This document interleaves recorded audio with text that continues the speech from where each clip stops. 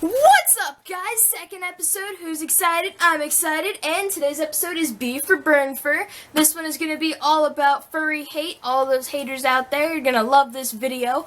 To start off with, I'm going to give you 2 words that you need to know in order to kind of get a feel of this video. I'm not really going to use them, but they're good to know. An anti-fur or furry critic is people who do not like furries. They hate on furries all the time. Or trolls. You know, those trolls, they do all their things. And fursecution. Fursecution is what happens when furries are attacked. I don't really use that word, but I learned that word. So we're going to go ahead and put it in the video. Okay, so I have another timeline for you guys because it makes things easy. In 1980, we were still attached to sci-fi conventions. Not many people know that. Furry kind of came out of sci-fi conventions, and then we kind of became our own thing separate, and now we kind of don't like each other, but whatever. We didn't really like each other back then. Sci-fi people would actually cross out furry on our panel, papers, parties, doors, anything that said furry, and they would write skunk, F, fill in the blank. Go figure, our first slander word is all about adult content, which of course is what most people hate on us for. Now, where did that hating come from? Well, in 1994, Wired magazine wrote the first furry article, and unfortunately it was all about sex, but that article had a lot of controversy because it violated a lot of privacy laws and copyright laws, and it just used so much information that it did not attain correctly. Then, in 1998 to 2001, a group was started called Burnfur, and this group I did not actually know was a group. I thought Burnfur was just for all furry hate, but it's kind of ironic once you get into this group. They actually were positive. They wanted to take all of the sex out of the furry fandom. However, they also wanted to take the gays, the Christians, the fetishists, the weird people, and just get rid of all of it. And it's not just the fursuit stuff. They also wanted to get rid of the adult drawings, the adult conversation, the adult everything, which is okay. Anthrcon's a PG-rated con, nothing wrong with that. That's a fun con. But they hated gays, which is most of our population, so not many people liked them. The Freezing Fur group, which was actually started in 1998, actually deemed them a hate group and was all about saying, no, you guys are wrong, and literally that was the purpose of that group. Also in 98, a group called Furry Peace, which I'm all for this group, not just because it's peace, but they're like, we accept everyone in the fandom, even if you're weird. It's okay, it's a part of the fandom, we're weird anyway, we want to be animal people. And they also had a really good policy, which was, think before you act, which is a really good one. Not just in furry, but in life in general. And then in 2001, which I consider our big downfall or cause of our hatred, is MTV had this little series called Sex 2K, which later became known as True Life. They had an episode that was called Furries and Plushies, which, that's okay. You can throw us in with cute little stuffed animals, but they didn't mean stuffed animals, they meant people who like to do intimate things with stuffed animals. And they also confused what fursuiters were. Literally, the definition they gave for fursuiters were people who like to dress up as a big stuffed animal and do stuff in them. I don't think most fursuiters do stuff in their fursuit other than dance and be cute. However, almost everyone in that episode did come out to say, oh, that was all fake. We just wanted attention, and that's just sad, because there were actually a few real furries in there that were glad to be in an interview. They weren't talking about sex, they were just talking about, oh, I like to be an animal, or I like to draw animals, and it just went terrible. And in 2003, if you're a furry, you know what year I'm talking about. The Fur and Loathing CSI episode came out that year, and CSI, again, portrayed us as a fetish due to the MTV series, which was created due to the Wired magazine article. Dang you, Wired magazine people. And the episode in CSI pretty much was just like this one raccoon fursuiter died. They made jokes all throughout it about animals and plushies. Part of this episode is the people of CSI actually asked some furries, like, hey, is this okay? Let them read over it and everything. And the furries were like, no, this is what we are, and gave them tons of information and photos and articles and blogs and everything. And the CSI people were like, nah, we like our idea better, and they went with their idea. And you have that episode. A few opinions on this article are out there. The negative one, obviously, we're a fetish.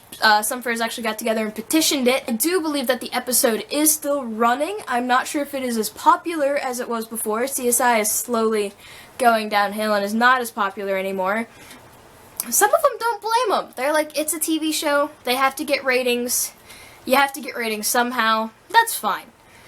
And then the truth hurts kind of people that I like to call them. They're like, it's funny because it's true in some circles. Some people actually do those things, and that's fine, you know.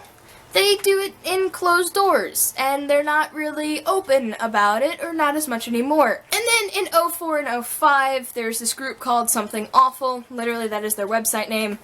Ironic, I know. Really, being a furry on this website is a bannable offense. So that already tells you what their stance is on furry. In 04, they did attack a channel on Furnet, and it was the Dragon Yif channel, and pretty much all they did was spam it. It was pretty harmless, you know. No big deal. It was just annoying deleting everything or getting notifications for stuff, and you know, it didn't really hurt anyone. It was just more of just trolling and annoying, which most of furry hate is just trolling and annoying. However, in 05, a furry who is also affiliated with the website, so you can kind of make up your own mind on whose side he's on, spray-painted Anthrogoon, Fat Fags, and So Many Whores, which was a playoff of the Anthrocon slogan at the time, furs, fun, and so much more.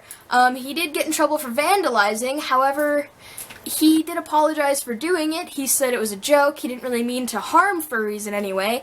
He just kind of thought it was funny, which he was a teenager, so it's whatever.